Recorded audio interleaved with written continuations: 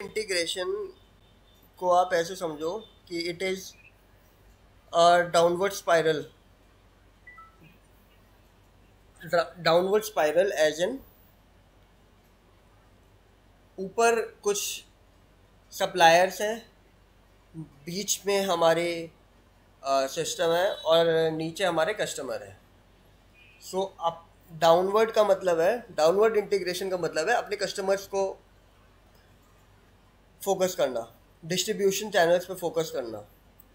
और upstream integration का मतलब है कि अपने सप्लायर्स पे फोकस करना, कि हम सप्लायर्स को कैसे बेटर कर सकते हैं। अब इसके चार फ़ायदे होते हैं। एक तो कॉस्ट कम हो जाती है, क्योंकि हर चीज़ आप खुद से कर रहे हो, आप सप्लाई भी खुद ही से मैनेज कर रहे हो और आप डिमांड भी खुद ही से देख रहे हो, आप सप्लाई भी खुद ही से देख रहे हो और डिलीवरी भी खुद ही से देख रहे हो। फिर you have strategic control, strategy आप कंट्रोल करते हो क्या चीज़ कब आनी है। तीसरा है मार्केट पावर बढ़ जाता है और रिस्क भी कम होता है। एक अच्छा एग्जांपल है इसमें country delight.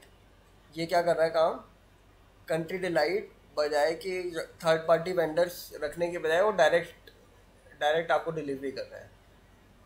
So what ever benefit it is making, फिर उसने ब्रांड परसेप्शन अपना बेटर बनाया है।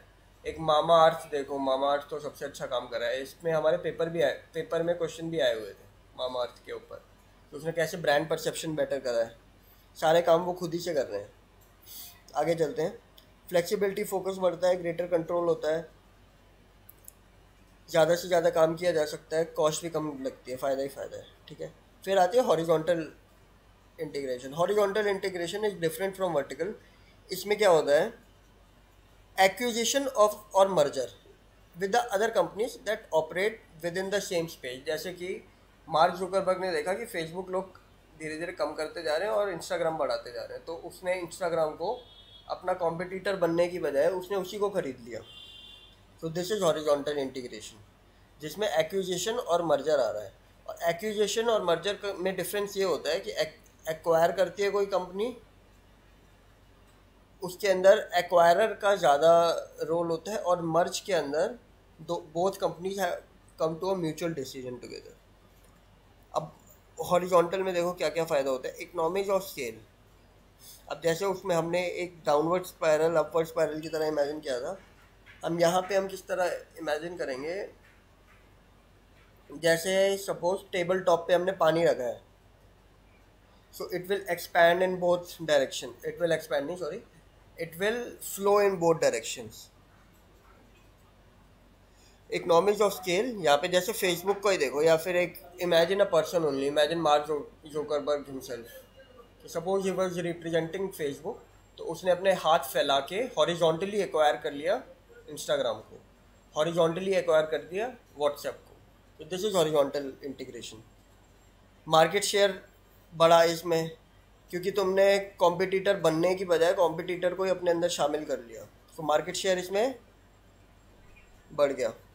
हायर प्राइसेस, तुम प्रॉफिट बेटर बना सकते हो। डाइवर्सिफिकेशन हो गई कि आपके पास एक ही प्रोडक्ट है और उसी को आपने और इंटीग्रेट कर लिया और प्रोडक्ट्स के साथ, फेसबुक और इंस्टाग्राम में दोनों साथ में। प्रेम्पशन ऑफ कंपटीशन भी कम हो गया। एक्वायरिंग और मर्जिंग करने से क्या हुआ है, कॉम्पिटिटिव प्रेशर घट गया। Horizontal integration is also tied to strategic positioning. इसमें क्या होता है, आप पूरी इंडस्ट्री का लैंडस्केप चेंज कर देते हो। फर्म्स कैन एक्सर्ट, ज़्यादा इन्फ्लुएंस दिया जा सकता है इंडस्ट्री स्टैंडर्ड पे, ट्रेंड अपने आप से सेट कर सकते हो। लेकिन हॉरिजॉन्टल इंटीग्रेशन ऑब्वियसली आप तभी कर सकते हो जब आपके पास कैपिटल इन्वेस्टमेंट हो, कि आप दूसरे उनके साथ मर्ज कर सकते हो। और मोनोपोली बनने की वजह से नुकसान भी हो सकता है, कि अगर आपकी खुद की स्ट्रैटेजी ठीक नहीं है तो आप आगे कैसे काम करोगे। तो ये चीज़ है, कॉस्ट लीडरशिप बढ़ती है। तो this is all about horizontal and vertical merging.